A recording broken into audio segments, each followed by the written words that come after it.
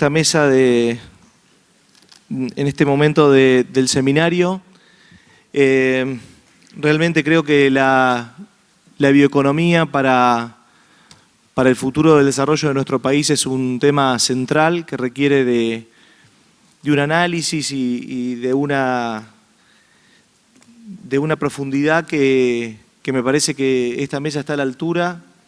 Así que yo estoy ansioso también, como ustedes, por escuchar a los disertantes y por eso lo invito a Wolfgang a que comience con su primer disertación.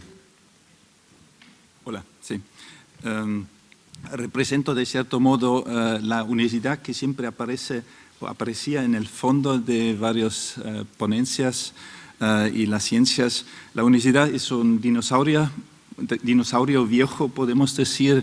Yo vengo de la Universidad Humboldt, que es de cierto modo el modelo de la universidad moderna. Sin embargo, les cuesta mucho reaccionar frente a todos esos problemas que escuchamos en los últimos 2 días. Sin embargo, como una institución pública, creo que es un lugar importante para desarrollar de una manera esencial para enfrentar los desafíos del futuro. Y lo que me voy a referir en mi ponencia es algo sobre la innovación en términos de los recursos humanos de la universidad y de los recursos naturales. Recursos naturales no son simples hechos dados, sino objetos de reinvención permanente. En este contexto ocurre actualmente una revolución de los biomateriales que afecta todas nuestras tecnologías que están basadas en la idea de los materiales pasivos que solo se transforman en algo inteligente a través de un valor agregado por la actividad humana.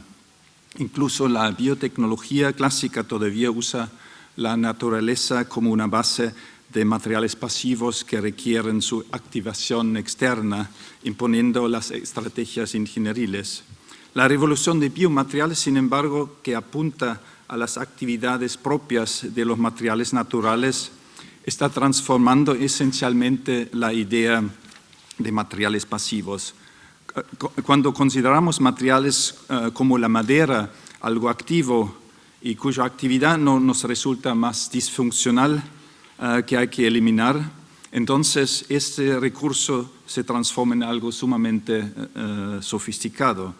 Tal enfoque cambia todos nuestros conceptos de artefactos y materiales y va a transformar nuestra tecnología fundamentalmente. Bajo esta perspectiva, la naturaleza no se concibe más como proveedor de recursos pasivos a los que hay que agregar valores más sofisticados, sino la naturaleza misma se transforma en un depósito de estrategias y soluciones tecnológicas cuyas inteligencias podemos detectar, analizar y usar para generar nuevas tecnologías. Como todas innovaciones, esta revolución de biomateriales requiere, como ayer Alejandro Montaverri ya había mencionado, una nueva economía del conocimiento, que quiere decir el desarrollo de las condiciones necesarias para una investigación científica capaz de promover estos cambios fundamentales. La producción de nuevos conocimientos demanda, por un lado, el desarrollo de nuevas estructuras de colaboración científica y, por otro lado, el desarrollo de los temas innovadores como proyectos de investigación. Ambas dimensiones, el cómo hacer y el qué hacer, son estrechamente vinculadas. Normalmente, nuestros objetivos como científicos se dirigen al proyecto de investigación como tal, a su carácter innovador, al qué hacer, para demostrar si el tema propuesto sea de valor. El cómo, las condiciones operativas, arquitectónicas y colaborativas normalmente no están en el enfoque ni del desarrollo ni de la evaluación de un proyecto. Se mencionan en formas más cortas posibles, por ejemplo, que se ofrecerían lugares de trabajo, el tipo de equipamiento necesario, etc. Además, el carácter disciplinar de los proyectos y sus evaluaciones no permiten mucha experimentación en términos de interdisciplinaridad. Por eso la reflexión sobre el desarrollo interdisciplinario del tema, el diseño de los espacios y las formas colaborativas normalmente no tienen un lugar específico. Se pide y se recibe lo convencional y no se comienza con el problema de cómo podríamos diseñar las condiciones necesarias. Lo que nos hace falta para generar conocimientos innovadores es una investigación preliminar, una investigación sobre las formas de investigar. Digo, diseñar las condiciones necesarias con intención, porque la producción innovadora del conocimiento debe consistir sobre todo en dar a las disciplinas del diseño un papel central. La producción científica del conocimiento debería integrar además la mayor cantidad posible de disciplinas para poder enfrentar a los problemas más importantes como los de biomateriales, porque no se solucionan en el marco disciplinar. Esta integración debería unir los enfoques y métodos básicos, las experimentaciones de las ciencias naturales, la construcción de la ingeniería y el análisis histórico, teórico y empírico de las humanidades. Tres campos con culturas de investigación muy diferentes que mayormente trabajan por separados. Además, deberían agregar como cuarto eje las disciplinas del diseño de Gestaltung en el propio sentido, que en muchos casos no pertenecen a este conjunto universitario, sino se encuentran apartados en las disciplinas aplicadas en escuelas de arte. Por eso, la organización de las universidades modernas debería consistir en dos pisos, por lo menos, diferentes. El primer piso disciplinario, donde se forman los expertos disciplinarios. Toda la formación disciplinar sigue siendo necesaria para el trabajo en el segundo piso de la investigación interdisciplinaria en diferentes formatos. Tenemos, por ejemplo, una maestría muy interdisciplinar también, donde se tratarán los temas que nos pide la sociedad, las urgencias de nuestros tiempos, como los grandes temas de movilidad, energía y todo eso, lo que escuchamos esos 2 días. Ningún tema de investigación básica actual en esos campos más innovadores debería realizarse sin incorporar esta cuádruple dimensión de ciencias, humanidades,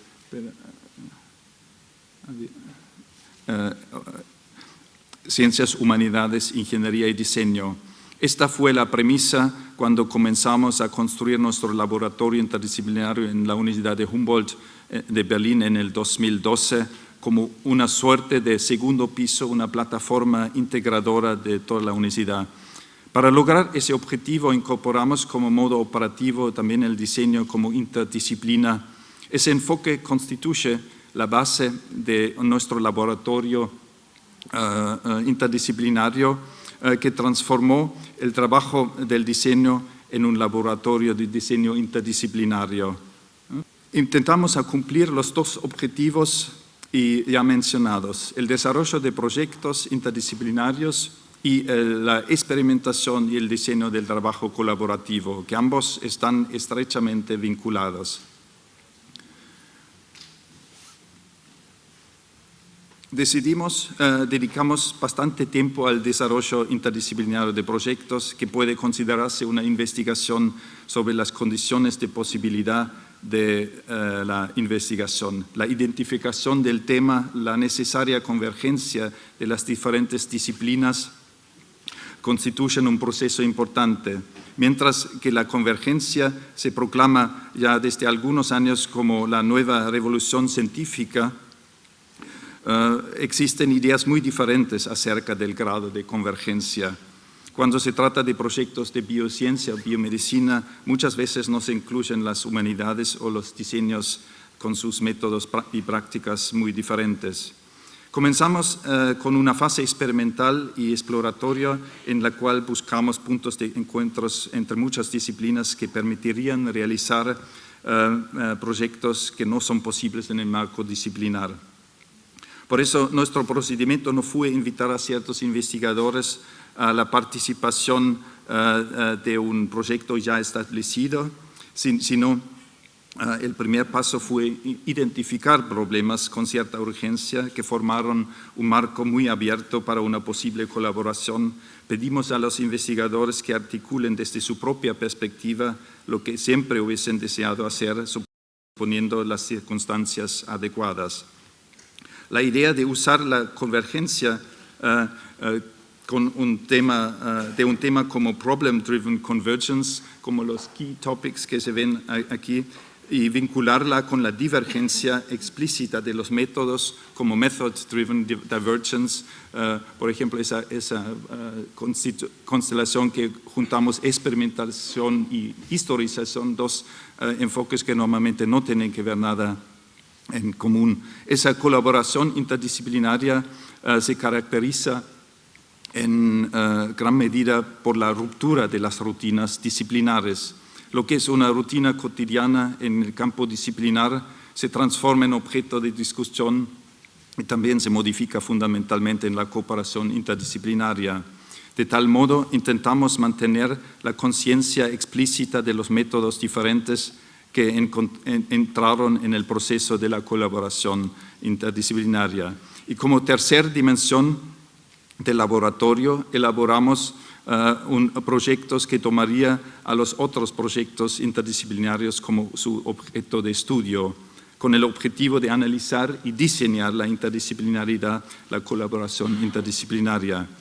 Esta investigación se dirige a las condiciones arquitectónicas, a las formas de interacción o al estudio de space syntax de las actividades de los investigadores.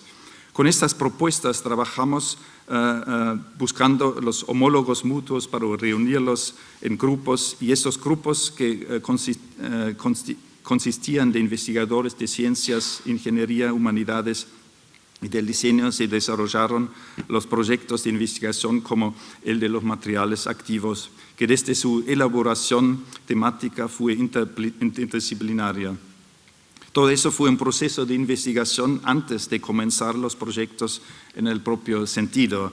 Y de cierto modo se puede decir que parece que lo más importante quizás ocurre antes de que un proyecto arranca.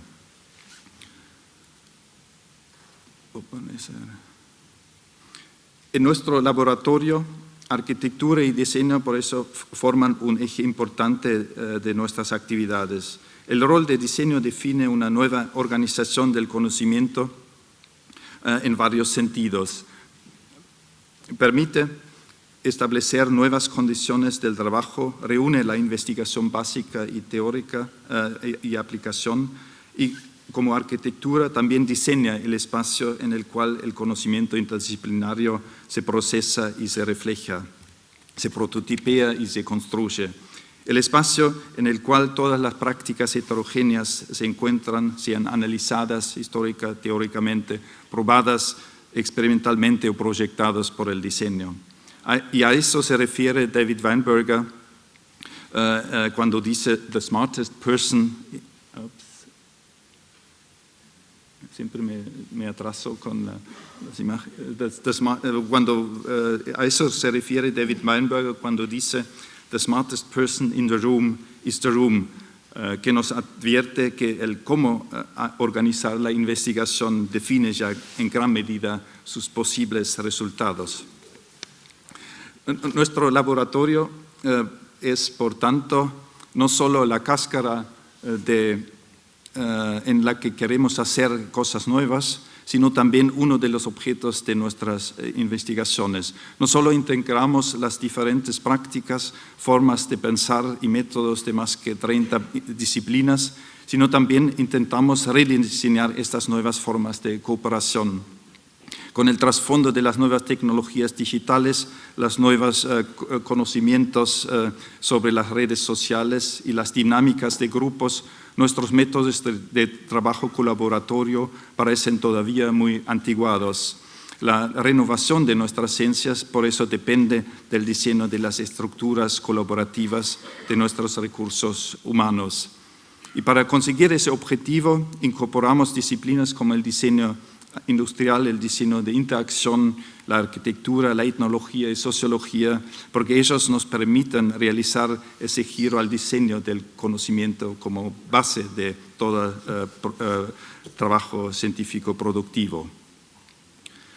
Ese giro al diseño y las estructuras colaborativas adecuadas son una condición necesaria para generar nuevos enfoques como los materiales activos.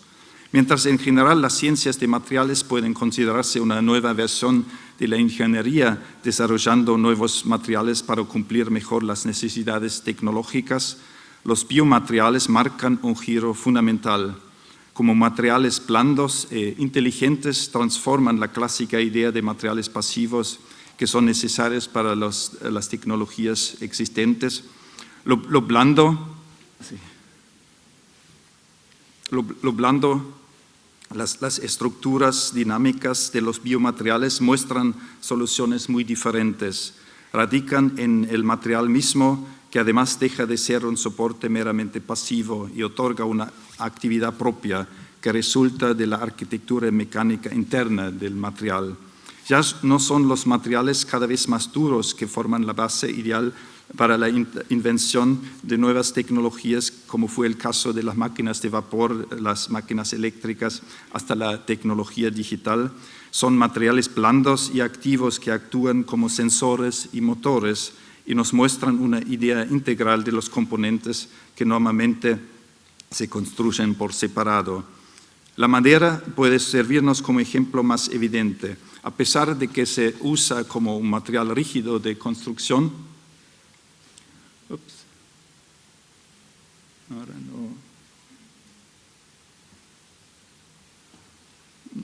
no sale la foto. A pesar de que se usa como material rígido de construcción, se conoce su carácter activo. La madera trabaja, como se dice. Eso fue históricamente la razón por la cual desde el siglo XIX la madera fue reemplazada en muchos contextos por hierro, acero y hormigón, que funcionaron como materiales más duros y pasivos. Esa mirada histórica nos aclara también que los materiales pasivos como base de nuestra tecnología son una invención relativamente moderna del siglo XVIII. Solo desde entonces se consideró la inercia, la solidez y la pasividad como característica esencial de lo material frente a todo lo inmaterial que se consideró activo, como la energía, el espíritu, las fuerzas, etc.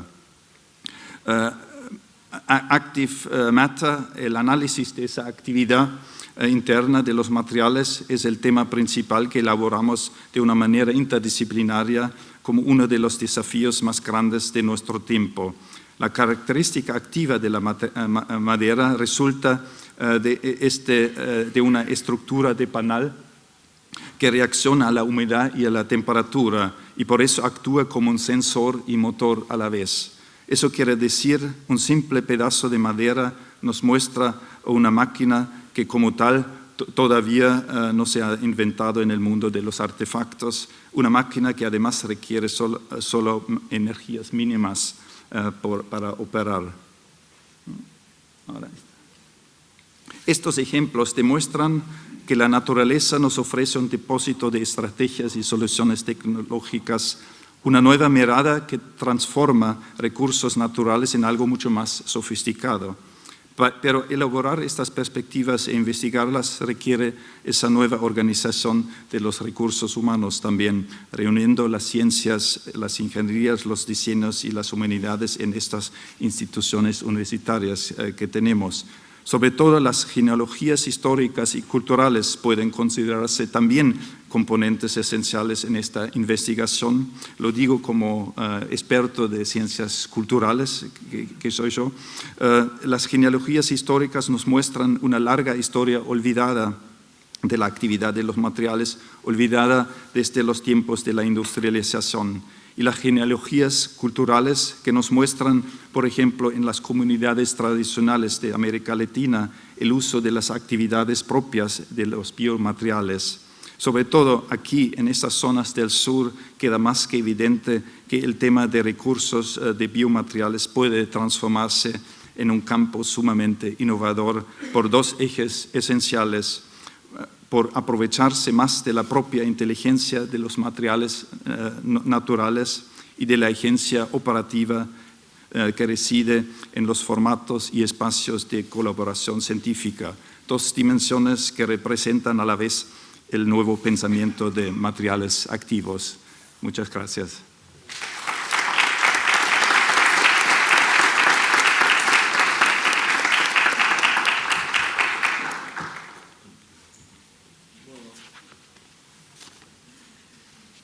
Muchas gracias por su exposición y además por cumplir en tiempo y forma con su presentación.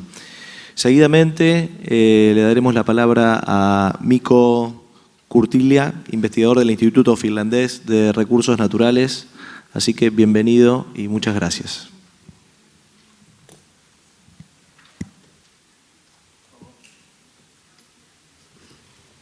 Okay, now better.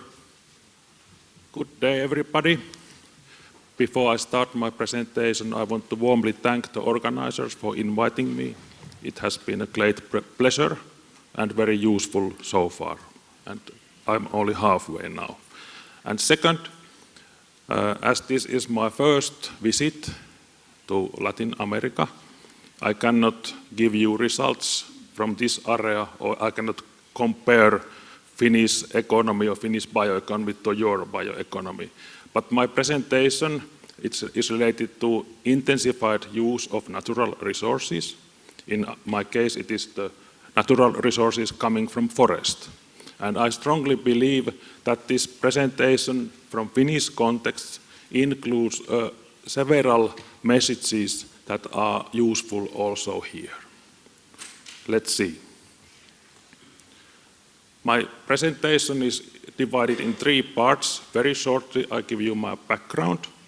And then, as requested, I also introduce Finnish forest bioeconomy, a little bit of its history, and in particular, the future-oriented strategies and targets for that. And that serves as a background of this most scientific part in which I evaluate the legitimacy and acceptability of our bioeconomy goals. And here you can see the European forest map, and Finland is up there, and I come from this town called Joensuu in the eastern part of Finland. As you can see, we are a very forested country, and in particular, our region is very forest rich. And I come from Joensuu. We like to call it the forest capital of Europe for several reasons. We have a lot of people working in forest industry and in practical forestry, but in particular, we have 600 forest experts working in science, development activities, and so. And we have this kind of global perspective to forestry in Joensuu. And we have also 2 universities giving the high-level education in forestry. And then also shortly of my place where I work in Luke, Natural Resources Institute Finland, which is a very young organization, only 3 years old soon. And it was made in a merge in which 4 old institutes were put together because the ministry forced us to do so. Let's say so. And as a result, there is a big research institute, second biggest in Finland. We have 1,300 employees. Half of them are researchers and half of them is other kind of stuff. And our budget is 120 million euros per year. And we have a matrix organization in which you can see that there is a green bioeconomy, blue bioeconomy, food system, and biosociety programs that go through the matrix. And then we go to Finnish forestry and forests. Forests cover 86% of land area, and And what is particular also here is that our forests are largely certified. More than 90% of the forests are certified by PEFC certificate, but also FSC certificate is becoming more popular. And in addition, characteristics to our forest is that we have a lot of private forest owners. In practice, 10% of Finnish people own forest.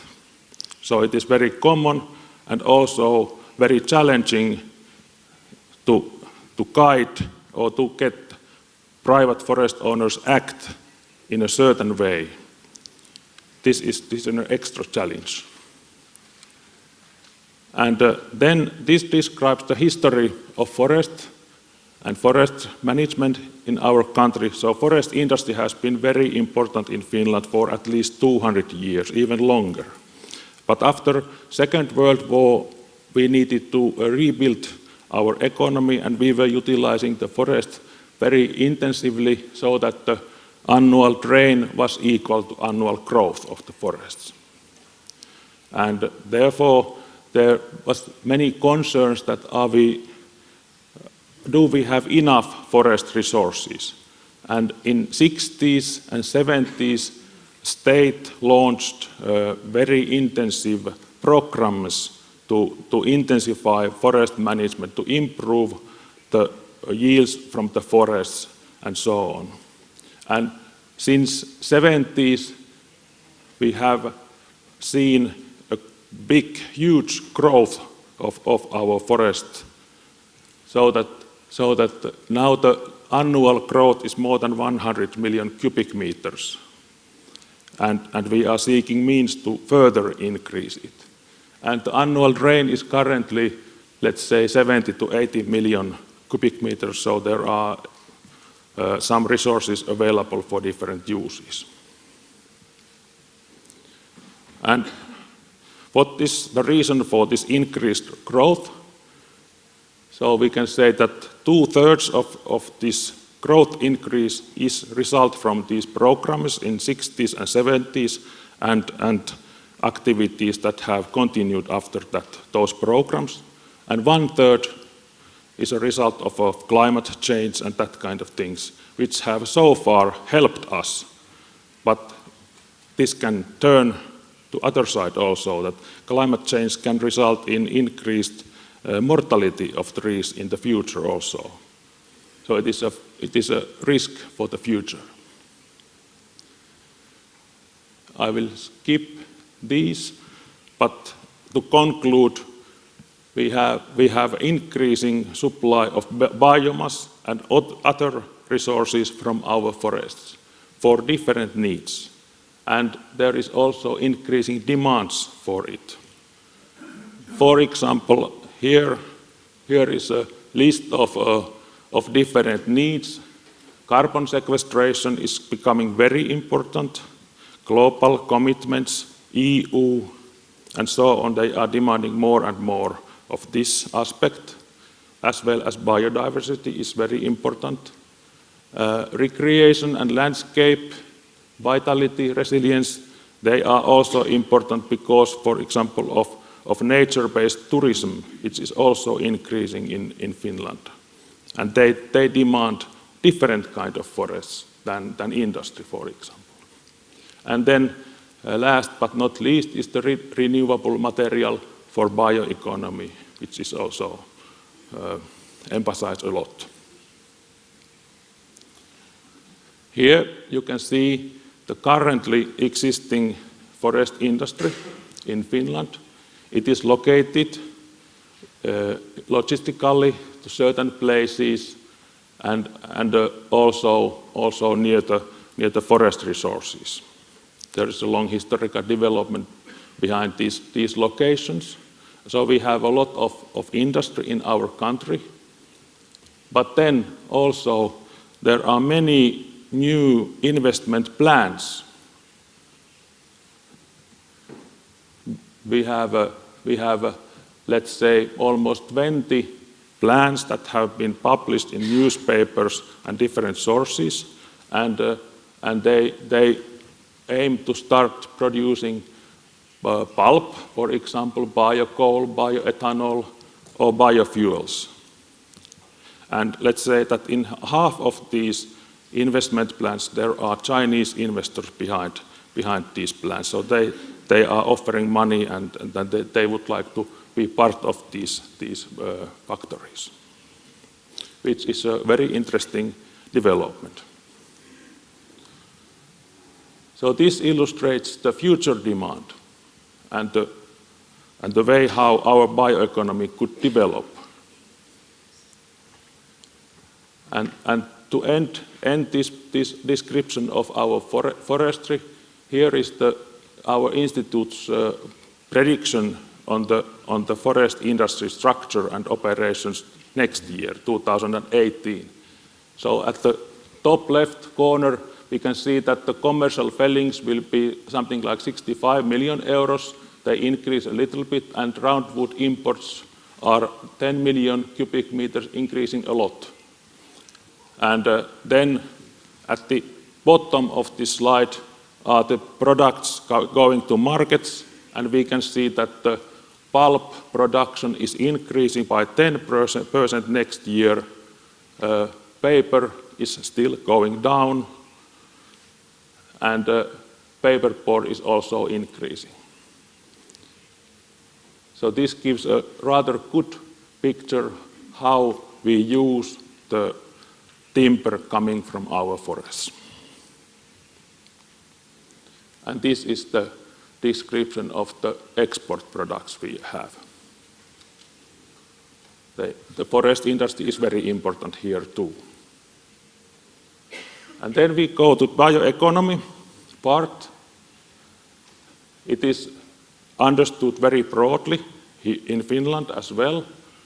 And our government has a very high objectives to develop and to increase the bioeconomy, so that we should increase the bioeconomy output by huge amount and to create 100,000 new jobs to the sector. And this would mean also increase in cuttings, in harvesting of timber by something like 15 million cubic meters per year. So from 65 million cubic meters to almost 80 million cubic meters, which is quite a lot. And forest bioeconomy is about half of our total bioeconomy in Finland. So it is a very strong player. And there have been many processes in which strategies, policies, and so on have been created to support these bioeconomy-related goals and objectives. And in addition to green bioeconomy, there is also blue bioeconomy, yellow and red bioeconomy becoming more and more popular now. And this is our bioeconomy strategy. As you can see, it is oriented a lot towards developing new business, improving know-how, and also this that we should offer competitive environment for the business. And then this results in sustainable bioeconomy solutions and improved welfare and competitiveness. And then to support this strategy, there is a national forest program created for forest sector only. And this is also oriented and emphasizing a lot of forest industry business.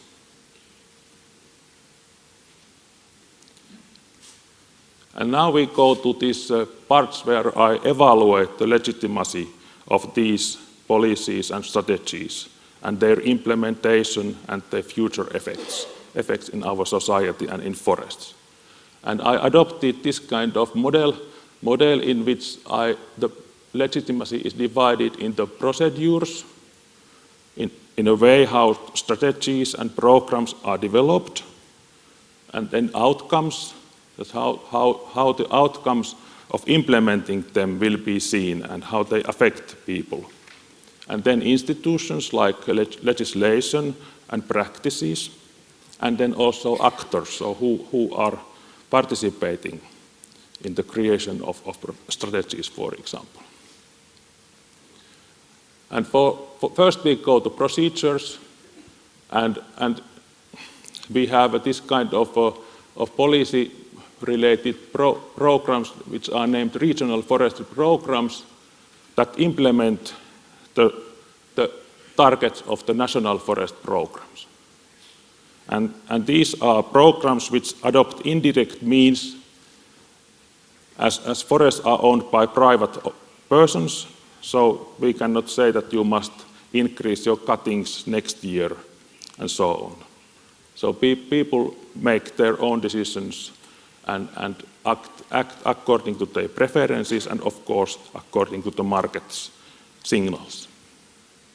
But in these programs there is obligatory participatory process so that different stakeholder groups needs to be involved in the creation of the program.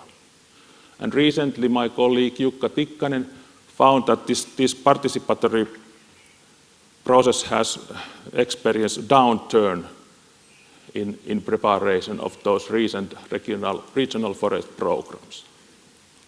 And there has been orientations towards finding means to implement the strategies, not so that the stakeholders together define what is the problem and what is the regional goals, and then try means to find solutions, means to implement them. Of course, this turn may help to reach the state-level bioeconomy goals and targets, but it may also decrease the procedural justice and may cause problems for future forest management. Then the actors' side is so that it is evident that forest industry has maintained a very strong position here in the creation of the strategies. But there is also feelings and opinions that the position of other stakeholder groups has weakened. And we have seen that there has been a lot of discussion on that how if we increase our harvesting, what are the effects on biodiversity, for example. And there are, of course, we have different nature protecting organizations who participate in this kind of processes, but it is very rare that also researchers became active in this process, and they published this kind of statement which has very direct message to decision makers. I have not, during my 20 years career, this was the second time when researchers took this kind of very strong opinion in our forestry. Then there are institutions. The liberalization of forest law took place 3 years ago, which means that in practice forest owners can manage their forest in a way they want. They have a full freedom. Only they have to regenerate the forest after management, secure that the forest remains a forest. But there has been not much change in our forest management so far. Second development is that we have this kind of servitization is taking place also in forestry, so that instead of public organizations, small forest management companies are becoming more active and offering their services to private forest owners. And also there is digitalization. The inventory data of our forest has been opened, and our institute is offering this kind of data for the use of all Finnish people and all who can get this from internet. For example, here is the data layer on the age structure of forests. And there are more than 100 layers throughout the Finland that has been published, and they are openly available and downloadable to companies and private people and forest owners and so on. Then to the outcomes. It is evident that there are high expectations towards economic benefits to our economy and to whole country. But then, on the other hand, we are starting to be very close to efficient frontier in our forest management. And this means that if we increase cuttings, there will be changes in the provision of other services and products from forests. And of course, it is also possible to try to find means to move the frontier outwards, as we have been able to do in recent decades. And here is an example of one economic effect. The Äänekoski biorefinery of Metsä Group was opened this autumn, and here is the evaluation that how much employment effect it will have during its life cycle. So it means that the biorefinery will offer work for 3,000 people each year during its operation period. On the other hand, then we see that the age structure of our forest will decrease during the 40 years period, so that we will have a more younger forest because of more intensive cuttings. And this also results in some effects, for example, to berry yields. Bilberry is a wild blueberry, very abundant in Finland. It has importance for households, also for business, and it is also one indicator of ecological sustainability. And if we continue to increase the cuttings, the bilberry yields will decrease by 1/3 during the 40-year period, if we do not take into account this aspect. Then I go to conclusions. There are very high expectations and also strong support for bioeconomy in Finland. And here in forest sector, in my opinion, the forest owners are the key players. Are they with these objectives or not? And are the ownership goals developing so that supports the bioeconomy goals? And what is the bioeconomy for forest owners? Do they need to be innovative, or are they just this kind of providers of the basic raw materials for forest industry, as it has been for decades? And forest management intensity is evidently increasing, and these effects will become clear after, let's say, some years, 10 years. And it may result that our currently integrative forest use will turn to more segregative use of forests. These are this kind of analysis and opinions from my side too. And I thank you a lot for your attention.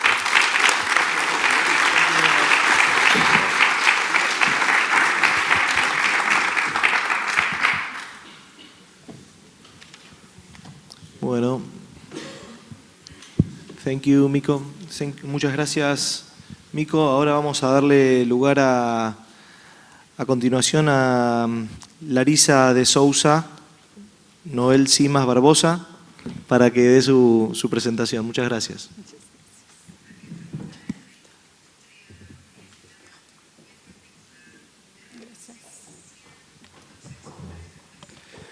Buenos días. Muchas gracias, Gabriel, por la presentación. Muchas gracias a CIECTI por la invitación. Estoy muy contenta por estar aquí hoy. But now, unfortunately, I will have to speak English because mi español es muy básico. Soy from Brazil. And my name is Larissa. I'm a PhD student at University of São Paulo in Brazil. But since 2015, I have been working in collaboration with Professor Christian Breyer from Lappeenranta University of Technology in Finland, and also with Pasi Vainika from VTT Technical Research Center of Finland. We have been working in the Neocarbon Energy project, and I have been studying 100% renewable energy systems for South America, and this is what I'm going to talk about today. I think it's not completely related to bioeconomy, but for sure is related to natural resources and how to use the natural resources, renewable natural resources, in order to produce electricity. And first of all, why we are studying 100% renewable energy system? So there is an urgency need for addressing climate change and also for increasing the efficient use of natural resources. And at the same time, we have a demand for electricity, fuels, chemicals, and materials that have been increasing quite a lot, especially in developing countries. So the question is how to fulfill all this demand growth, but with minimal environmental impact and with sustainability. So the energy sector is responsible for 2/3 of the global greenhouse gases emissions. So if we start decarbonizing the energy sector and having lower environmental impacts and a more sustainable energy sector, then we are a big step ahead. So one option to do that is to use renewable energy resources. And while there are social benefits, such as power to people, so people, they can produce and consume their own electricity, diminishing the import from the grid. Also, energy is accessible for everyone because every country has renewable energy resources that can be used for electricity generation. There are economic benefits such as the development of a local and a peer-to-peer economy, and also environmental benefits such as lower environmental impacts and zero CO2 emissions. And South America is a really unique region when we talk about renewable energy potential, because South America is located in the Sun Belt region with maximum solar irradiation all year long, and also it has the best wind sites globally. And concerning biomass, for example, Brazil and Argentina are the biggest producers of ethanol and biodiesel, respectively. So we have a vast potential of non-hydro renewables in the region. And also we have feed-in tariffs, public competitive biddings, tax incentives, and quotas that are driving the deployment of these technologies, and the need to reduce the vulnerability to a changing hydrological profile. As I will show in the next slide, most of the electricity in South America is produced by hydropower, and the hydrological profile is changing quite a lot. So we are vulnerable to these changes. And also we need to increase economic and energy security. So if we look at the first chart here, I guess I have a pointer. So we can see that in 2014, 63% of the installed capacities in South America was from renewable energy resources, and then most of it from hydropower. And if we take a look at the total added installed capacities between 2010 and 2014, we can see that 54% of the added installed capacities are from renewable energy resources, then some hydro, biomass, quite a lot of wind, and also some solar power. And so the result is that South America has the most sustainable energy mix globally. So we are a big step ahead for leading this transition to a renewable energy system. And well, we have been simulating 100% renewable energy systems, and for that we need a model, an energy model. And we have used the LUT, La Planta University of Technology Energy System model. So the model considers linear optimization of energy system parameters in order to reach the optimal solution, the optimal energy system. And this optimal energy system would be the one with a minimal total annual cost. And the energy considers hourly resolution. So for every hour of the year, we are looking at the renewable energy capacities that are needed to fulfill the electricity demand for every hour. And as input data, we use historical weather data for solar irradiation, wind speed, and hydro precipitation. Then there is efficiency of energy conversion processes, CAPEX, OPEX, and lifetime of all energy resources. So here is how the energy system model looks like. So we have the renewable energy sources, PV, ground-mounted. Always when I say PV, it means photovoltaics. So solar photovoltaics, ground-mounted, PV rooftops. Then these are the ones that produce and consume their own electricity, installing solar panels in their rooftops. Wind onshore, hydro run-of-river, hydro dams, concentrated solar power, waste, biogas, biomass, geothermal, and then this electricity is transmitted among the regions. And also we have storage options such as batteries, pumped hydro storage, thermal energy storage, power to heat, power to gas. And we are looking at the electricity demand and also the electricity demand for water desalination, because in 2050 some regions in South America will have some need for water desalination and non-energetic industrial gas. So we are looking at the electricity demand for producing this gas by a process called power to gas.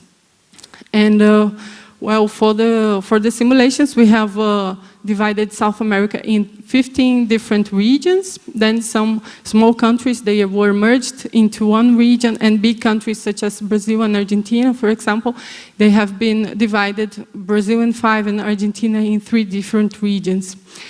And we have considered that the regions are interconnected, and we are considering the actual electricity trade of electricity, the actual electricity trade in South America, and also future projections. And the energy transition that I will show you in the results for a 100% renewable energy system is for the period between 2015 and 2050 in 5-year steps.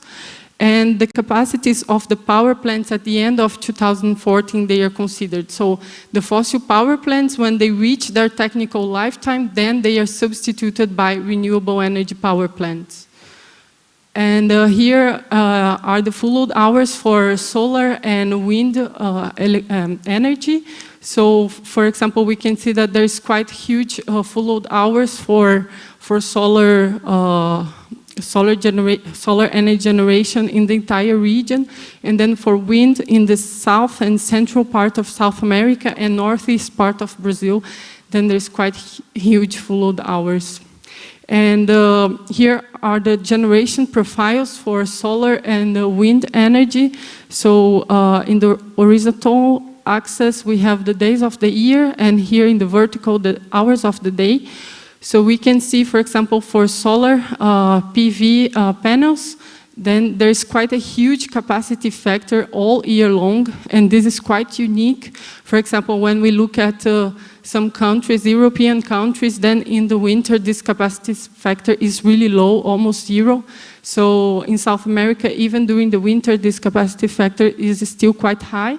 And for wind, then we have quite a good capacity factor during the winter. So there's complementarity between solar and wind in the entire region. And here is the long-term demand, the hourly long-term demand, for example, for the year 2020.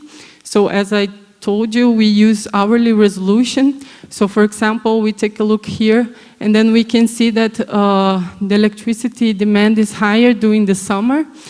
And during the whole year, the electricity demand is really high in the evenings. And we use projections for population and also for electricity demand until the year 2050 based on IEA data. And now I would like to show the results for this transition, so how this transition is done in 5-year steps. So if we take a look here at the electricity generation, we can see that in 2015, most of the electricity is produced by hydropower. So this blue here, and then just a little bit by wind, and then biomass in green, and then some produced by gas, natural gas, oil, coal, and nuclear. And then in 2020, most of these fossil power plants, they reach their technical lifetime already, so they can be substituted by renewable energy resources. And then also we have electricity surplus demand because of increasing population. So we can see here, for example, that then we have solar panels, more bioenergy power plants, wind, in order to fulfill this increase in the electricity demand. And then from 2020 on, then we can see that most of the others technologies, they don't increase. Here, just the solar PV increase in order to fulfill this electricity demand. And this is because from 2020 on, then PV solar panels, they are the least cost renewable energy resources. And then when we focus on the optimal least cost renewable energy system, then the solar panels, they are installed instead of the other technologies. So in 2030, for example, we have 35% of the electricity, 35% of the electricity being produced by solar panels, and then 2050, 60% of the electricity being produced by solar panels in this system. And when I talk about 100% renewable energy system, it's really important to consider storage technologies because this, for example, solar panels, they don't produce electricity during the night. And then we can see that, for example, there's quite a huge output of the batteries during this transition. And this is in accordance with the solar panels that have been installed in the system.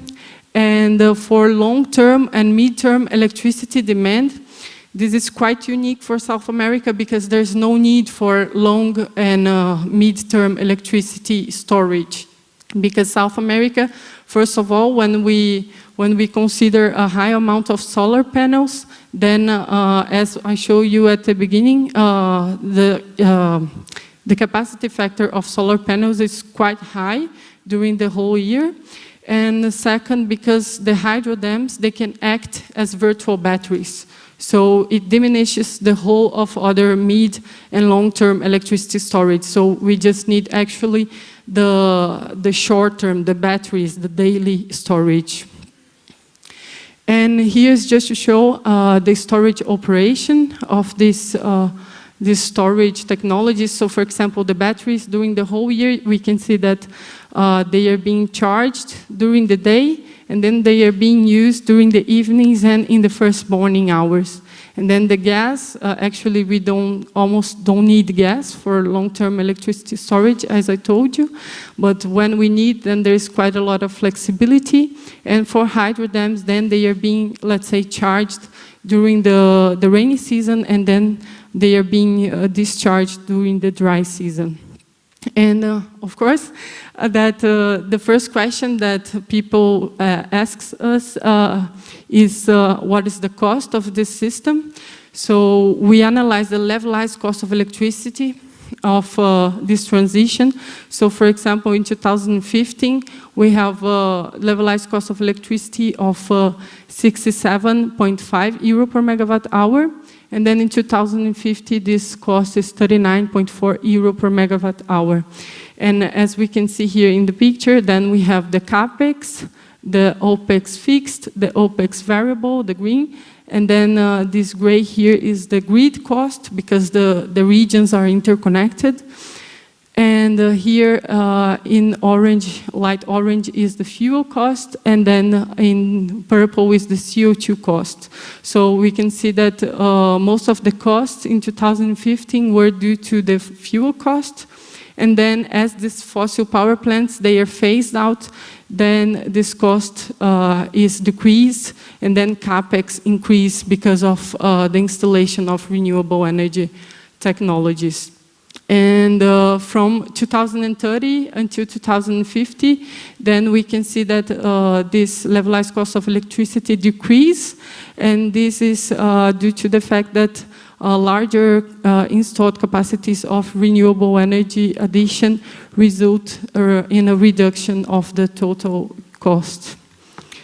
And here are the CO2 emissions. So for example, in 2015, we had 275 million tons of CO2 being emitted in the actual power system. And then in 2030, these emissions are already zero. So in 2030, it's already possible to reach this 100% renewable energy system. And then in 2050, is also zero, obviously.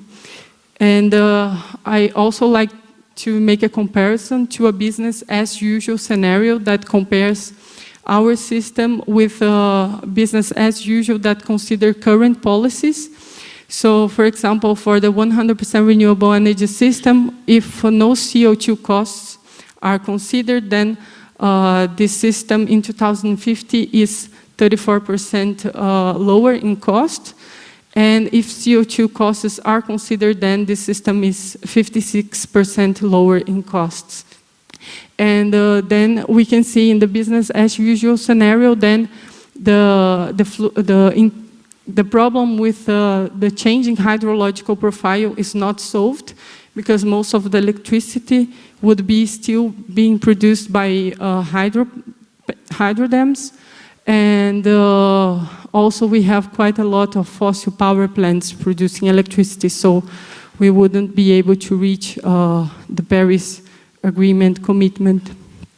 And well, that's all. And as a summary, I just want to say that 100% renewable energy is achievable in South America, and already in 2030. And the supply shares would be 69% of solar PV, hydropower 28%, wind 8%, and biomass 4%. Actually, we have to keep in mind that I'm considering the least cost renewable energy system. And the batteries, they are the key storage technologies for this kind of system, and the hydro dams, they can act as virtual batteries for long-term storage. So we don't need mid-term and long-term electricity storage. And that's all. Thanks very much for all your attention and for the team.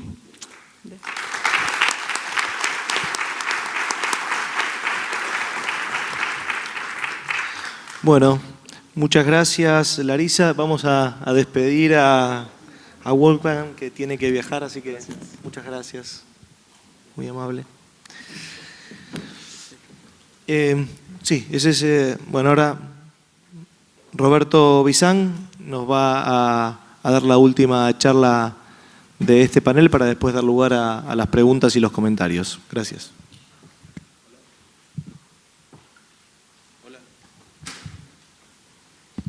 Hola. Bueno, muchas gracias por la invitación. Un placer estar acá. Yo voy a hacer básicamente un par de comentarios que tienen que ver con cómo traducir la bioeconomía al mundo del PBI. O sea, hasta ahora son inducciones, comentarios, etcétera, etcétera. A mí lo que más me preocupa es cómo esto toma forma en términos productivos, y para que tome forma en términos productivos, lo que se termina generando es la necesidad de tener más o menos en claro el mecanismo de incentivo económico y los modelos de negocio que subyacen ahí. Lo que yo voy a contarles es un poco lo que percibo a través de caminar un poquito la calle. Entonces,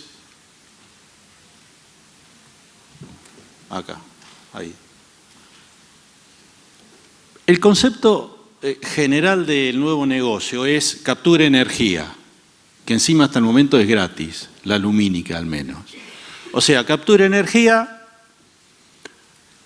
y a través de lo que podríamos llamar la incorporación de la biología aplicada de última generación a la genética, transfórmela en biomasa, que es el primer cuadrante. Y después, hasta ahora era eso para hacer alimentos, internacionalmente y universalmente. Y ahora los alimentos empezaron a ser funcionales, probióticos, nutracéuticos, etcétera, etcétera, para lo cual se ha complejizado ese segundo pedazo del negocio y además de los alimentos apareció por la ventana desde hace unos 20 años el mundo de la bioenergía y parece ser que llegó para quedarse. O sea, el uso de materia prima, de biomasa para energía, está compitiéndole vis a vis, mano a mano, a los recursos fósiles, etcétera, etcétera. Y además de eso apareció la química verde, que tampoco lo teníamos en el mapa, más allá de las viejas historias de la baquelita en base a metanol de origen vegetal, de 1930 por ahí, no tenía la masividad que empezó a tener, con lo cual se trata de la captura de energía lumínica, el concepto nuevo de negocio, la transformación en biomasa y la transformación de la biomasa como materia prima industrial en algo que tenga que ver con el espectro de los alimentos, las bioenergías de primera y segunda generación y los biomateriales. Encima de este modelo apareció otra cosa que no es menor, que es el mundo de la bioremediación aplicada a los recursos naturales o al mundo de la salud, que además no es un dato menor, más allá que hablar de negocios y salud siempre genera problemas. Digo, no es un dato menor para una economía argentina donde el mecanismo de salud se lleva el 10% del PBI. Y ahí hay también una vertiente de bioeconomía sustantiva. Yo diría que este es el esquema de la idea de negocio general que está dando vuelta para traducirlo en términos monetarios y para llevarlo a que mueva el PBI. No es otra cosa que recircular energía y capturar valor a escala humana, no a escala de 40 millones de años como lo venimos haciendo actualmente. Y eso tiene una novedad que es esta historia de que el bien de capital o uno de los bienes de capital que empezó a aparecer en el mundo de esta bioeconomía son seres vivos modificados. Derecho de propiedad intelectual, abstenerse de la discusión, porque ahora esto empezó a estar en el centro del negocio. Para finalizar con esta primera partecita, diría, sobre este concepto de negocio, lo que se está haciendo carne es una frase que me dijo alguien al pasar por ahí: descuídate que un día de esto vamos a empezar a medir monómeros y polímeros por hectárea. Porque en el fondo lo que interesa es la transformación de monómeros y polímeros en cualquiera de estas ideas o de estos bienes finales. Por supuesto que dar vuelta el mapa de esta manera implica repensar el modelo de ciencia y técnica, innovación, y significa un montón de oportunidades de articulación entre lo público y privado. Ahora bien, ¿cómo se traduce esto en algo que mueve el mundo capitalista, que es los modelos de negocio y el beneficio? Si eso no ocurre, la rueda del PBI no gira y el paper le falta un capítulo 2, el paper teórico.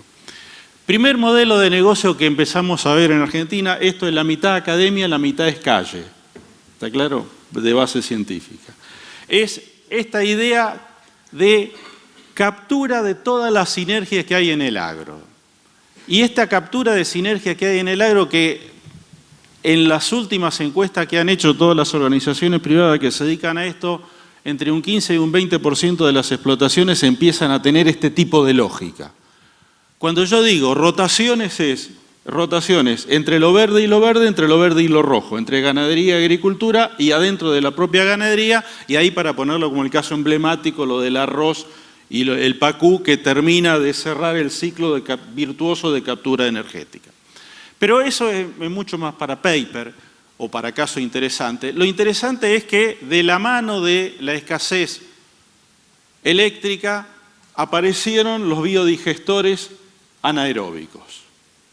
En la mayoría o en buena parte de una cantidad del sector lácteo, de feedlot, el caso avícola, que lo que te dicen es, yo tengo un problema con el desecho que entra como un problema, si el marco regulatorio se pone un poco exigente, empieza a ser costoso, si empieza a ser costoso y además el precio de la energía me sube y además la potencia de energía disponible es baja, a mí me conviene entrar a un biodigestor.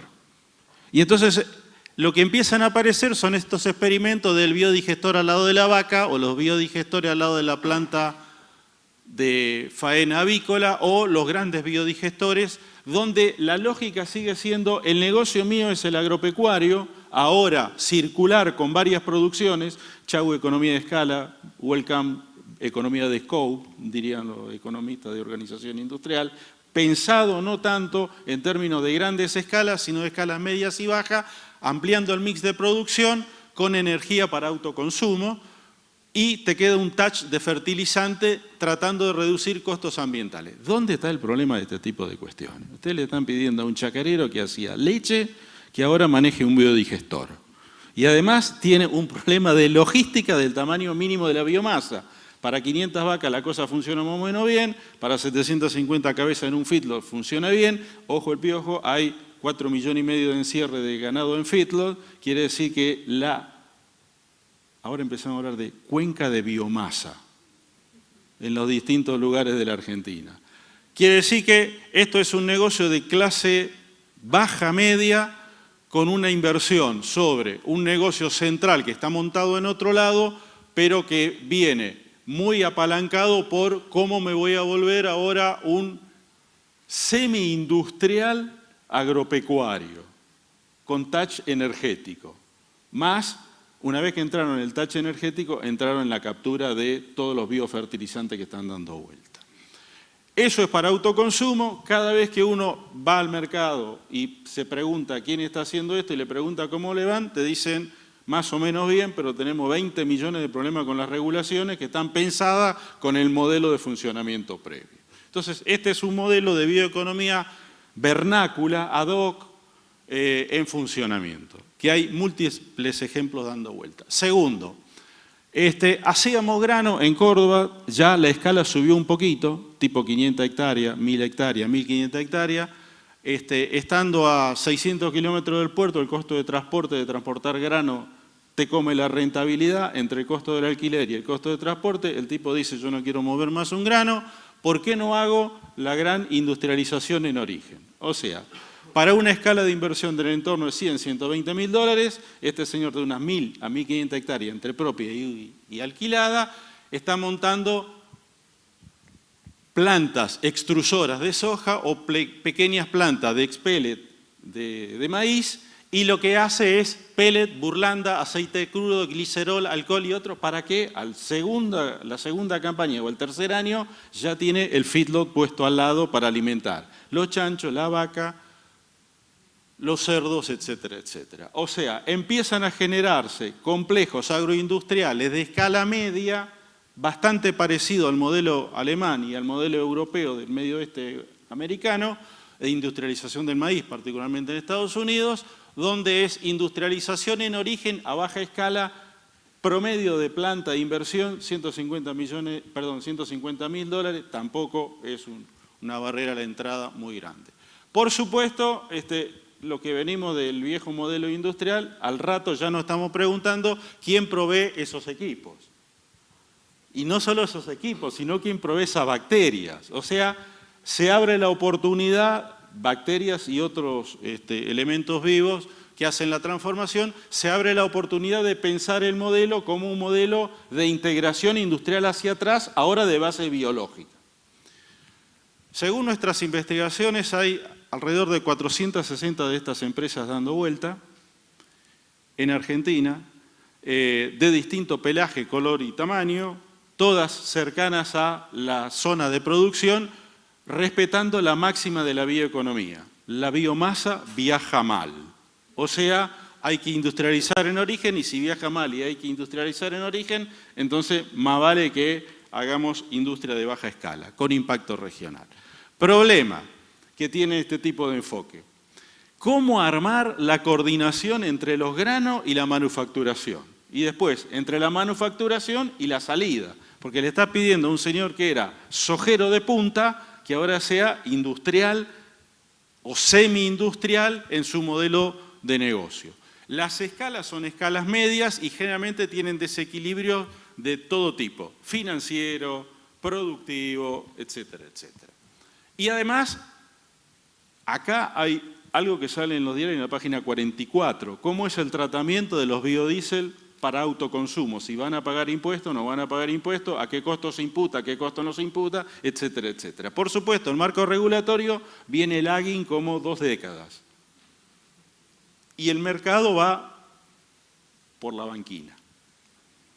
Tercer modelo. Como tenemos un problema de energía severo, hay gente que, y esto hay aproximadamente unos 35 proyectos, varios de los cuales están en Renovar 2, y en Renovar 1 y Renovar 2, es decir, yo voy a hacer energía, capturo el sol, lo convierto en biomasa y después fermento maíz o fermento materia que tenga lignina, sea rastrojo de trigo, sea sorgo dulce, etcétera, etcétera, para armar ¿qué? Para armar modelos de producción donde el negocio central es biocombustible. De vuelta, se trata de las plantas biodieseleras y de bioetanol que te arman los esquemas de biodiesel, sale glicerol más vapor, más electricidad, que se cierra el circuito, el glicerol. Ya hay varios emprendimientos para quemarlo en máquinas para hacer energía eléctrica, o bien la lógica burlanda, alcohol, gas, para gasificar las bebidas carbonadas. Con lo cual, ahí empezaron a generarse complejos, de los cuales hay unos 25 a 30, hay 10 o 12 en marcha de gran escala y unos 25 a 30 en funcionamiento. Estas son inversiones de otro pelo. Ya empezamos a pensar de 60 a 100 millones de dólares, recupero de capital a 3, 4 años, es necesario ya un complejo industrial mucho mayor.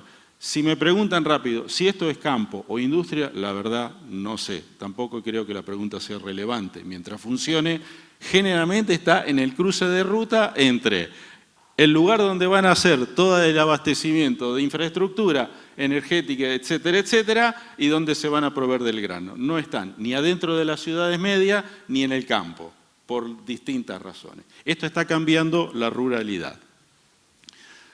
El problema que tienen este tipo de cuestiones, el ABC de los que nos consultan para hacer este tipo de proyectos es, decime en la provincia de Buenos Aires cuál es la cuenca biomásica de recupero de rastrojo de trigo. Porque en función de la cantidad de hectáreas y de la densidad del rastrojo de trigo, yo dejo un 15% para captura de carbono y el resto lo ingreso al mercado y ahora se está generando el mercado de los rastrojos. Cosa que está pasando a paso agigantado. Ahora, tener un layout de aprovisionamiento es todo un problema, con los problemas de costo de transporte y la logística. Del otro lado, está bueno el tema que vos planteabas, Larisa, ¿no? El de la energía, porque esta gente hace el siguiente cálculo. Puede ser que el costo de la energía no me convenga, pero el costo de transporte de energía es de muy baja tensión, porque es media tensión, son 30 kilómetros, 20 kilómetros, con lo cual rápidamente todas las cooperativas eléctricas de Buenos Aires, Córdoba y Santa Fe se han vuelto partícipes necesarios de este tipo de actividad. O sea, entran como capitalistas para tener fuente de generación de energía. Esto yo no sé de vuelta si es campo o qué, lo que está claro es que al rato de hacer energía con bagazo y burlanda, metieron los feedlot y cerraron el círculo de los ejemplos más virtuosos de bioeconomía que tenemos noticias por Latinoamérica. Después está el modelo 4. Ese viene más lento en Argentina, más cercano al mundo industrial, científico, tecnológico que al mundo agropecuario, que ahora tiene un touch más tecnológico, ¿no? No sé si el mundo anterior era agropecuario. Es captura de lo verde, biomasa y transformación industrial de la biomasa. En este modelo, el que labura no es el bien de capital físico, sino que es el bien de capital vivo. Y entonces viene esta historia de, yo puse ahí los dos casos medio como emblemáticos, que son la vaca pampita para determinado tipo de producto farmacéutico o la quimosina, que son fábricas donde quien hace la transformación a alta escala es un ser vivo. Y está el mundo de los biomateriales, esa es la fotografía de la planta de Braskem de Brasil, productora de bioplástico de origen vegetal, donde la materia prima de vuelta interesa a la planta de maíz o de sorgo o de caña de Castilla, más caña de Castilla y bambú que lo otro, porque lo otro compite con lo alimentario, entonces hay severo problema de todo pelaje, como bien hoy se dijo a la mañana, en cómo es la economía política de este tipo de desarrollo. Digo, se meten en un biodigestor con bacterias que trabajan a destajo.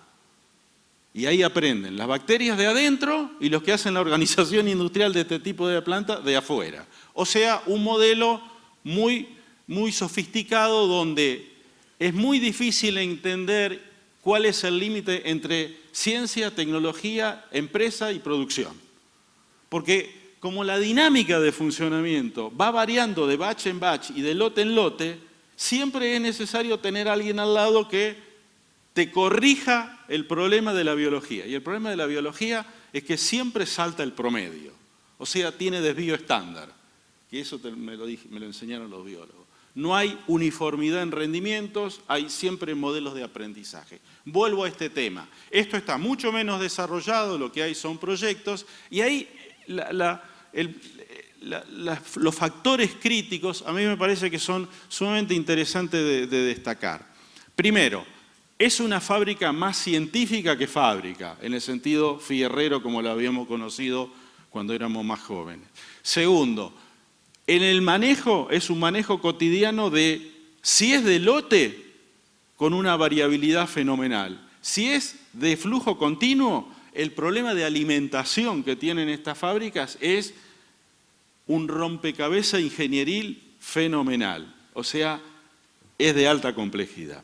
Y lo tercero, y es lo más llamativo del caso, es que caminando al mercado, uno habla con los tecnólogos, etcétera, etcétera, que le cuentan los proyectos, todo fantástico, y después le voy a decir, ¿el número da? Sí, da, pero no está el mercado. ¿Cómo que no está el mercado? No, porque el modelo de usuario de biomateriales es un modelo de usuario muy chiquitito, muy acotado, y todavía estamos con el modelo más, como decía la persona que se retiró, más de madera touchable, no de madera flexible, en este sentido. Entonces, ahí es muy interesante porque no es estrictamente un problema de creación y de transformación científica económica, sino que es un problema de generación de condiciones de mercado. Y el mercado ahí, en general, en todos estos mercados, son mercados semiciegos o ciegos, porque todavía no están del todo desarrollados. Y después está el modelo 5, y no quiero extenderme mucho, que es el modelo de salud humana. ¿Hacia dónde vamos ahí? Yo diría que ahí hay tres grandes avenidas de funcionamiento. Claro, pegar esto a industria y a producción es un terreno un poco resbaladizo desde el punto de vista bioético, pero déjenme decirle que siendo esto un tema económico relevante y siendo que la economía argentina es 65% de servicio y 35% de producción, acá hay una beta espectacular de explotación. Primera cosa, todo parece indicar que vamos hacia terapias génicas, o sea, hacia cambiar el modelo de sanación, conociendo primero el ADN o el problema del ADN y después haciendo tratamientos ad hoc. Sobre esto hay en el mundo unos 1.600 protocolos de tratamiento, en Argentina hay unos 30, 35 en prueba y funcionamiento, implica para entrar allí una cosa donde tenemos ventaja de casualidad, como todas las cosas en el mundo económico. O sea, tenemos una cuarentena de laboratorios de análisis génicos que saben hacer ADN. Y eso viene de otra historia y tenemos la vieja biología de la biomedicina de 150 años del sistema público. O sea, la sensación es que hay ahí una brecha interesante. Y lo segundo es el mundo de los insumos para la medicina tradicional con los biomedicamentos y demás, reactivos, y algo que pasa desapercibido pero que tiene también un salto cualitativo son los kits de diagnóstico. Por supuesto ahí, para no olvidarme, había puesto análisis génico, más los problemas de bioremediación ambiental. Si la minería explota, los problemas de biorremediación ambiental van de la mano de la biominería, sin duda. Y como Vaca Muerta parece ser un atractivo interesante, biorremediación ambiental es otro sector interesante y potencialmente con futuro. ¿Dónde están los problemas en el desarrollo de los activos complementarios? Acá sí son escalas de inversiones muy grandes y, cuando no, aparecieron los derechos de propiedad intelectual de vuelta. Por más que uno quiera taparlo de una manera o de otra manera, va mucho más allá que el sistema de patentes y empezamos a hablar de derecho de propiedad sobre seres vivos o modificados. Concluyendo, adoptando cambios con éxito y no muriendo en el intento, iba a poner, pero no me alcanzó el largo de la filmina. Lo que sé, porque cuando uno mira lo va rastreando caso por caso, estos modelos de bioeconomía aplicada, parece ser que no hay modelos de negocio únicos. Hay modelos de negocio que ya estaban y otros que se van moviendo en esta dirección.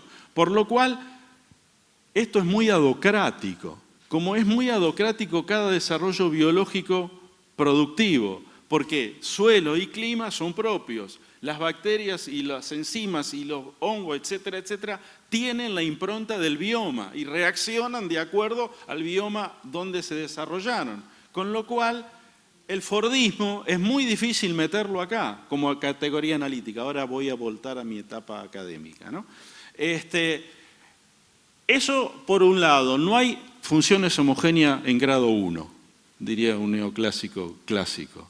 Acá hay divergencias en curvas y modelos de aprendizaje y rutinas. Segundo, esto plantea, y esto es para el análisis académico, modelos de producción de organización industrial totalmente distintos, o por lo menos radicalmente distintos a lo que estamos acostumbrados a trabajar.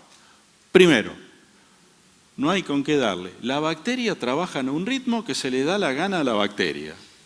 El trigo tarda 120 días, digo bien, porque sabés de este negocio, más o menos tarda eso, pero no se puede hacer instantáneo ni se puede parar. O sea, se rompe esta idea de que el proceso de producción es autónomo, manejado por la persona y empieza a autonomizarse, manejado por la naturaleza.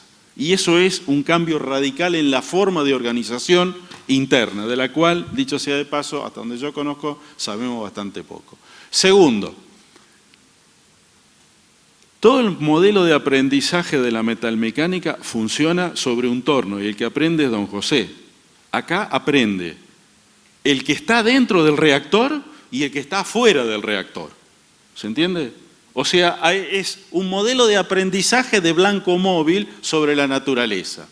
Y eso lleva al tercer punto, yo marqué 3 nada más para despertar la atención, que es que la planta productiva y la empresa tiene que tener brutal flexibilidad constantemente. ¿Por qué? Porque como el ritmo de producción es flexible, entonces la necesidad de adaptación, y los que vienen del mundo agropecuario lo conocen al toque, porque eso depende mucho del cambio climático en esa producción, pero cuando uno lo pone en términos industrial, un ingeniero industrial lo que quiere es matrizar en un panel de control y en un tablero de comando. En cambio, acá la agenda siempre es móvil. De ahí viene esta idea de que las estrategias empresariales empiezan a ser flexibles y en todos los casos lo que nosotros estamos viendo es que la escala está dejando paso a la red. Muchas gracias.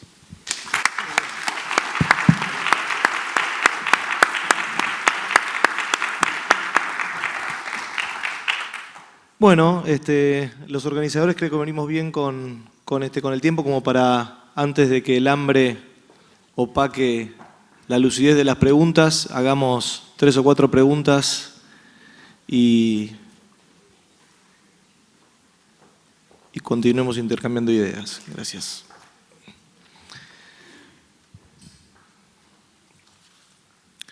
Para Mico, could you explain a bit more in which condition are Chinese investor participants in the forest business and what benefits are they expecting to receive in the medium term and long term? Okay. Chinese investors are, I think that they have different or many goals when they plan their investment to Finland. First is, of course, that they have funds and they seek good places to invest, and traditionally Finland has offered this kind of very secure and safe operational environment for business. So that is one benefit. But behind this is also that the fact that they are interested of the new techniques that are used in these biorefineries, and they want to learn how they are used, and then maybe expand the production later on in some other places. Those are, in my opinion, two reasons. Okay, thank you. Una para Larisa. Potencial de biogás, bioenergía no es mayor que el de energía para gas, metanol y DMA? Yeah, actually, South America has a really huge potential for biogas, especially, for example, in Brazil. If we take a look at the sugarcane industry, then we can produce biogas from the residues of the sugarcane. And even in this study, we consider the non-energetic natural gas production and demand. And we have seen that, for example, from the demand, 94% was provided by biogas, and then just 6% from synthetic natural methane produced by power to gas. So yes, the potential is really high. And I guess it has much more chance than power to gas for sure. Okay, thank you. Mikko, another one.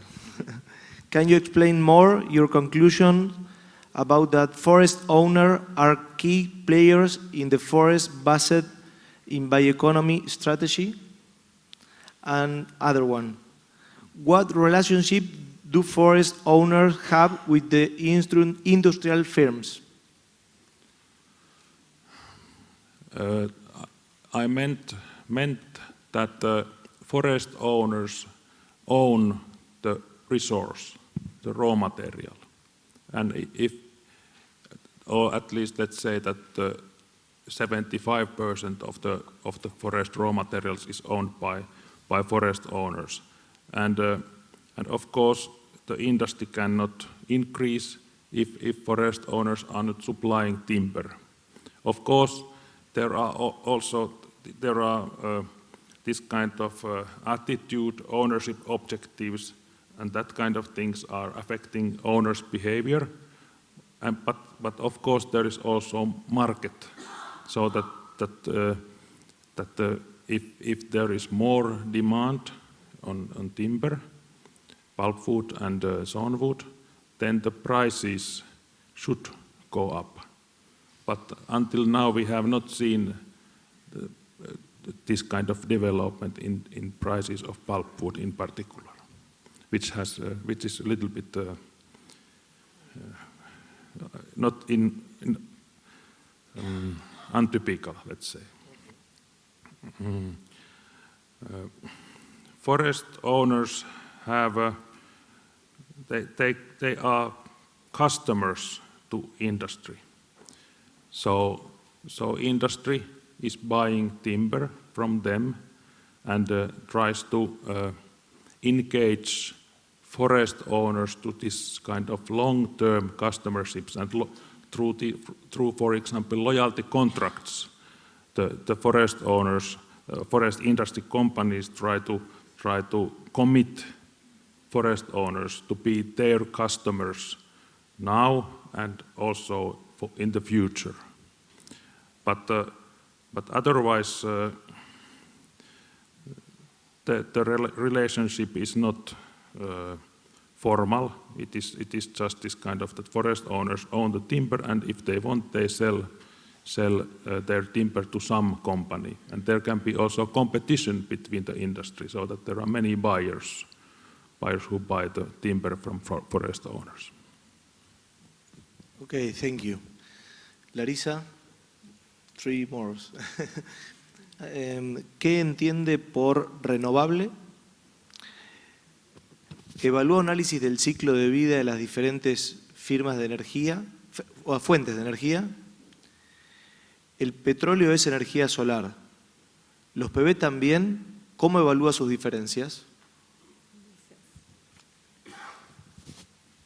Well, actually, renewable, I guess it's something that we can produce and then that will be in a closed cycle, let's say. So, for example, of course, oil, it's a natural resource as well. But as we have the carbon is stocked in the ground for years and years, then when we take this carbon out of the ground, then we are emitting this carbon in the atmosphere. And as we all know, these greenhouse gases emissions, they are causing the climate change. So I think renewable in the way that we won't have greenhouse gases emissions and so that we can tackle climate change.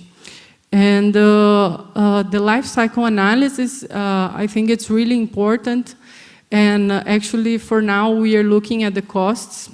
But it would be really, really important and interesting to make all these the simulations considering the life cycle analysis of all these technologies so that we don't have only the optimal solution based on cost, but also based on CO2 emissions of the whole cycle.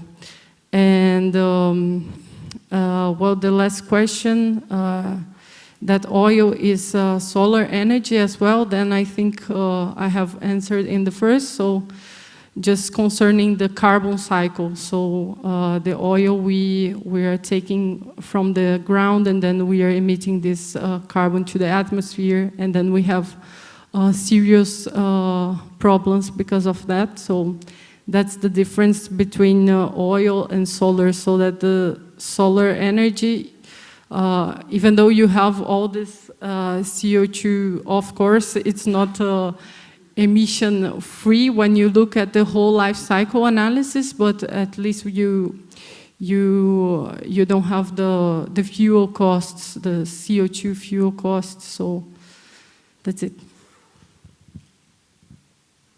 Bueno, muchas gracias. Estamos a 3 minutos de la 1, creo, o algo por el estilo, así que venimos bien. La verdad que yo me voy con el ego por las nubes, porque haberme invitado a coordinar semejante panel realmente es un enorme placer y muy desafiante. Yo estaba tratando de organizar un poco las ideas para hacer algún comentario que agregue un poco de valor para integrar todas las intervenciones que tuvimos en las presentaciones, y yo decía el profundo desafío que tenemos de desaprender, que tenemos los que trabajamos en política agrícola, en cómo se estructura la producción agropecuaria, cuáles son los ejes que han estado en la academia estudiándose a lo largo de la historia, para lograr el tan ansiado desarrollo de nuestra querida Argentina y por supuesto de la región y también del mundo. La primera presentación creo que cómo organizamos la ciencia, cómo tratamos de ver los recursos naturales y aprovechar la inteligencia de los recursos naturales y no solamente como un objeto, fue la idea fuerza que yo elegí rescatar para este resumen. Después, cómo un país puede definir un eje estratégico de desarrollo y a partir, como lo que nos contó Mico, y a partir de allí generar una estrategia sustentable e inclusiva que permita el desarrollo de un país y ni hablar de todas las industrias conexas que la forestación ha generado en Finlandia. Para los que conocen el caso de Finlandia, es un sector es un país muy interesante para analizar también todo lo que ocurrió en ese ecosistema de la forestación. Lo que decía nuestra disertante acerca de lo que va a ocurrir con el futuro de la energía, con el rol de la energía solar, a veces uno cuando escucha la prensa y lee los diarios es como que estamos mirando como dos películas en simultáneo, ¿no? Y me parece que ponerle criterio y abandonar un poquito algunos escepticismos que naturalmente tenemos para meternos de lleno en qué ocurre si estas cosas ocurren, me parece muy, muy importante de cara a formar opinión y analizar escenarios posibles. Y después, con todo lo que tiene que ver con los precios y todo eso, obviamente, que lo estoy planteando solamente a nivel de escenario. Y después lo que decía Roberto, un poco sintetizando lo que decían los otros paneles, ¿no? La importancia de tener un eje de desarrollo que tenga que ver con esto, la importancia de analizar los recursos naturales y analizar la inteligencia de los recursos naturales más que verlos como un objeto y explotarlos. El rol de la energía, esta cosa cada vez más difusa entre ciencia, tecnología, empresa, producción, que son comodidades intelectuales que nosotros hacemos para entender procesos que realmente necesitan de otros marcos de análisis.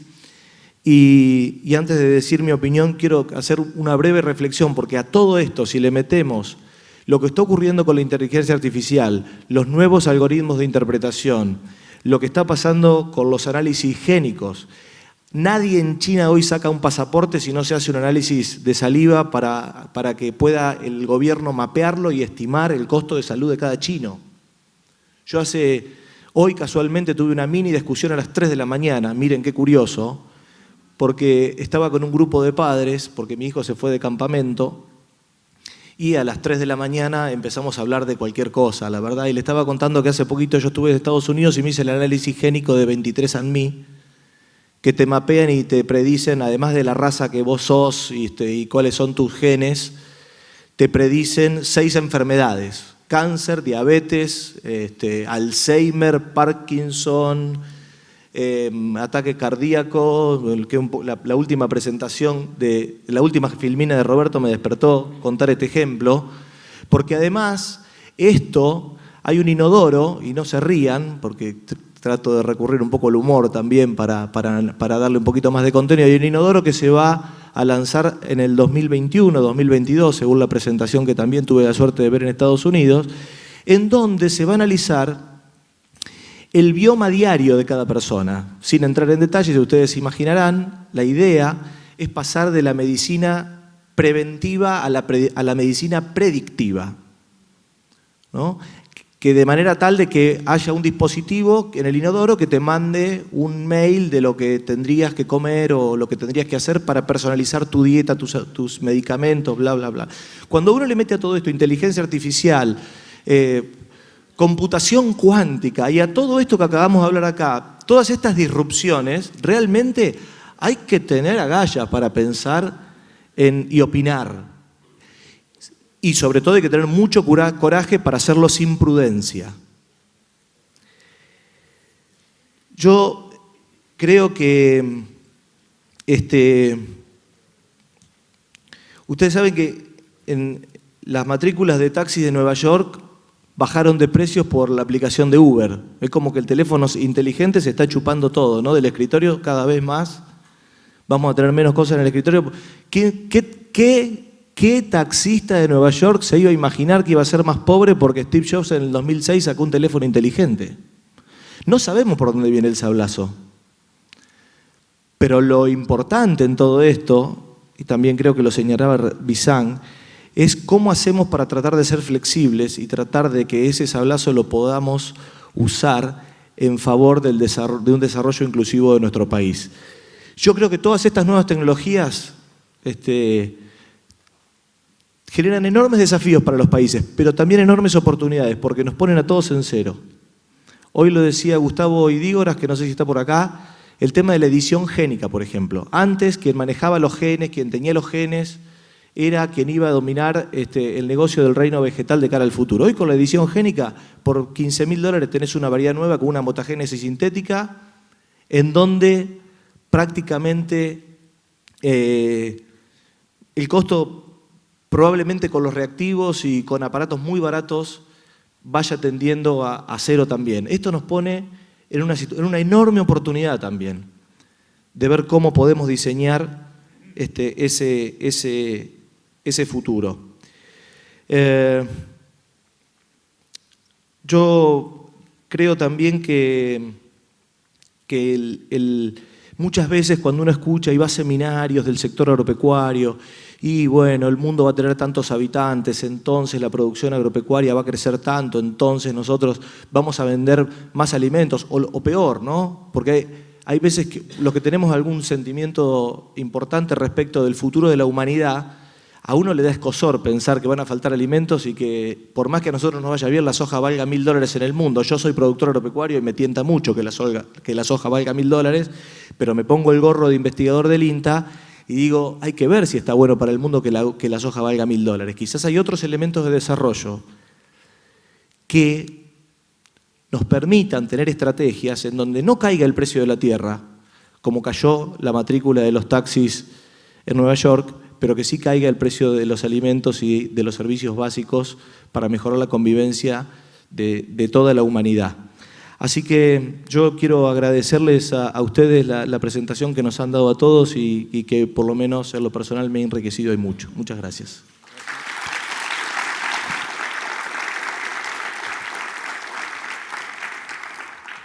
Ahora sí, agradecemos a todos, a los expositores y presentes. Volvemos alrededor de las 14.